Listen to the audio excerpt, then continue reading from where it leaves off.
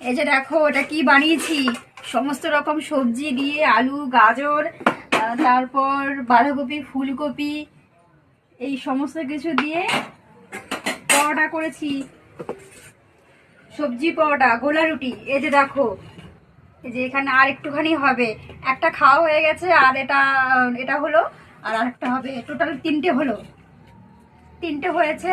আর এই যে দেখো কত সবজি আছে, বাঁধাকপি আছে, তারপর গাজর, মূলো, কাঁচা লঙ্কা, আদা, আর কি আছে, ফুলকপি, সব কিছু দিয়েছি। আর লবণ হলুদ এগুলো তো আছেই।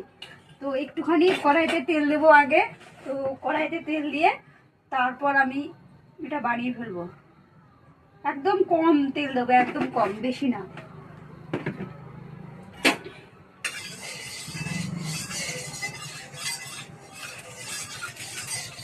একটু সময় লাগবে, একটু সময় লাগবে। আর দারুণ লাগে খেতে, এটা দারুণ লাগে।